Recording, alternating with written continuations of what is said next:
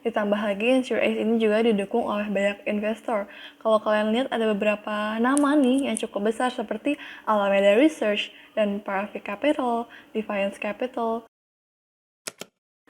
Hai Mood Boosters, kali ini aku pengen ngebahas tentang asuransi. Mungkin dari kalian pasti udah sering lah ya dengar kata asuransi. Ada yang mungkin punya pengalaman ditawarin berkali-kali oleh sales asuransi, atau mungkin dari kalian ada yang udah memiliki asuransi. Nah, tapi apakah aset kripto kalian sudah diasuransikan? Mungkin dari kalian ada yang bertanya-tanya nih, emang ada asuransi untuk aset kripto? Jawabannya ada loh guys. Salah satunya itu InsureAce. Jadi InsureAce ini merupakan protokol asuransi terdesentralisasi untuk melindungi kalian dari resiko yang ada di dunia kripto, terutama di dunia DeFi. Karena seperti yang kita tahu, blockchain itu tidak sepenuhnya aman dari serangan hacker. Biaya premi yang ditawarkan oleh InsureAce ini juga sudah dioptimasi untuk mencapai harga terendah loh. Dan asuransi kalian juga dijamin dengan adanya mining pool dengan reward yang tinggi, di mana maksimal 20% dana yang ada di mining pool ini dapat digunakan seandainya alokasi dana dari pihak insure untuk membayar klaim kalian tidak mencukupi. Tetapi kemungkinan hal ini terjadi sangatlah kecil karena InsureAce juga memiliki banyak dana cadangan dan investasi yang sudah disebarkan.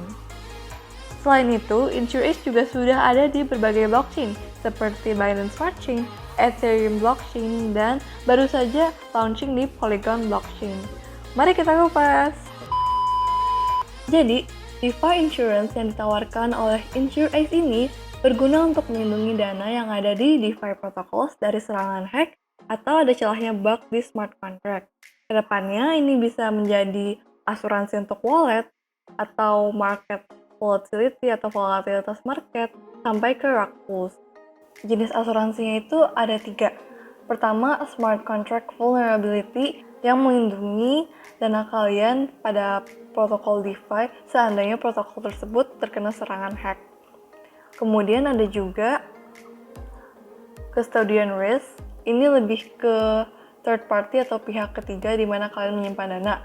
Saat ini, custodian risk hanya berlaku untuk centralized exchange seperti Binance, FTX, Coinbase, dan Huobi. Kemudian ada juga IDO event risk. Jadi IDO event risk ini mirip dengan smart contract vulnerability, yaitu melindungi dana kalian seandainya smart contract protokol di mana IDO ini berlangsung mengalami serangan. Jadi di sini khusus banget untuk acara IDO saja, di mana dana yang kalian gunakan untuk transaksi IDO pembelian tokennya itu akan aman walaupun protokol IDO-nya itu terkena serangan. Dan jangan lupa untuk selalu baca ketentuan dari setiap asuransi ini sebelum kalian melakukan transaksi. Nah, ntar tinggal check out aja deh di sini. Rasanya nggak lengkap ya kalau kita nggak ngupas auditnya. Jadi si InsureAce ini sudah diaudit sebanyak 2 kali. Pertama dari Slowmist pada April 19 lalu. Dan yang terbaru itu dari Paxshell pada Juli 12 lalu. Jadi kita langsung ke audit yang paling update-nya aja ya. Di sini aku pengen nge-highlight 2 sih dari findings-nya. Yaitu terkait findings-nya yang severity-nya medium tapi statusnya itu belum fixed. Yang pertama itu ada necessity of single shot initialization. Jadi problemnya di sini pada smart contract si InsureAce ini mereka punya function setup untuk menyeting beberapa parameter seperti yang ada pada cuplikan coding ini. Dan fungsi setup ini tuh tidak dijamin hanya bisa dipanggil 1 kali saja. Jadi bisa saja adanya inisialisasi beberapa kali. Pihak InsureAce sudah mengkonfirmasi terkait penemuan ini, tetapi saat ini pihak InsureAce membutuhkan adanya fleksibilitas agar memudahkan penambahan fitur-fitur baru. Pada saat semuanya sudah lebih stabil, maka hal ini akan dilakukan, di mana fungsi setup hanya akan bisa dipanggil 1 kali saja.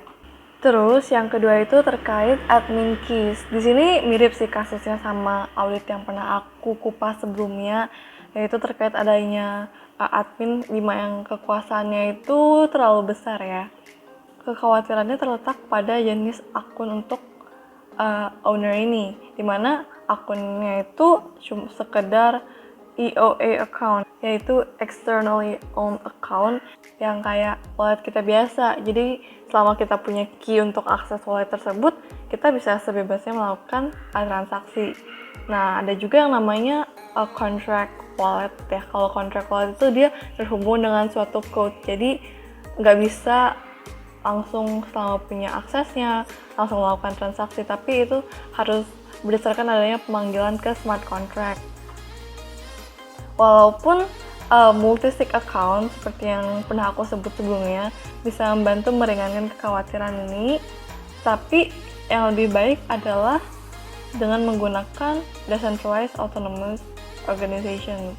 Dari pihak InsureA sudah mengkonfirmasi terkait masalah ini dan memang mempertimbangkan untuk pindah ke decentralized autonomous organization governance saat protokolnya sudah lebih stabil di kedepannya. Sisanya udah oke sih, aku udah cek semuanya, sisanya sekedar itu informational atau sudah fixed. In conclusion, sekarang code dari smart contract-nya udah baik, udah well structured dan terorganisasi dengan banyaknya pengamanan dari pihak security-nya. Sekarang kita akan lihat lebih dalam nih tentang InsureAce itu sendiri, yaitu orang-orang di dalamnya. Kalau kita lihat berdasarkan profil yang tertera di sini, memang orang-orang yang di dalam InsureAce ini sudah berpengalaman. Ditambah lagi InsureAce ini juga didukung oleh banyak investor. Kalau kalian lihat ada beberapa nama nih yang cukup besar seperti Alameda Research dan Parafi Capital, Defiance Capital, dan Huobi DeFi Labs. Aku juga pernah ngecek nama-nama ini termasuk beberapa investor besar ya yang terkenal. Kemudian untuk partnership-nya sudah tidak usah diragukan lagi, dia sudah punya banyak partnership dan ada juga nih koin favoritku Elrond termasuk di partnership dia, dan ada juga Solana, Polygon, dan lainnya.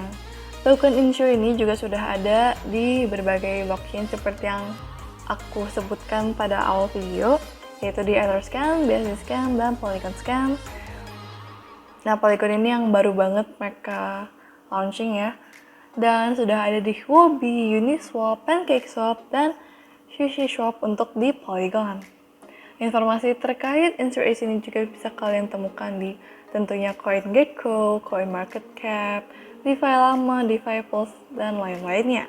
Fun fact-nya, kalian tidak perlu menjadi holder dari token Insure ini untuk bisa mendapatkan layanan asuransinya.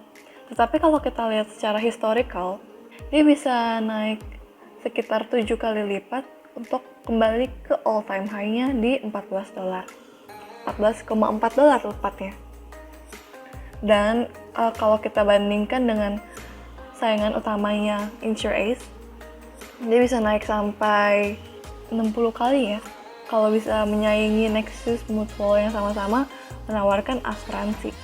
Kalau kita lihat di blognya InsureAce, partnership yang dijalankan dengan InsureAce ini juga terus berkembang dan sudah mulai merambah ke agregator seperti Bright Union dan lainnya. Ini bisa kalian cek, semua linknya sudah aku taruh di deskripsi untuk membantu kalian melakukan analisa ulang. Menurut aku, project ini juga bagus karena project-project DeFi dan crypto, project blockchain yang di cover dengan asuransi saat ini tuh masih sedikit. Jadi menurut aku, ruang tumbuh untuk project InsureAce ini masih sangat luas. Jadi apakah kalian sudah memikirkan untuk mengasuransikan aset kripto kalian? Langsung aja klik link referralku di deskripsi. Dadah!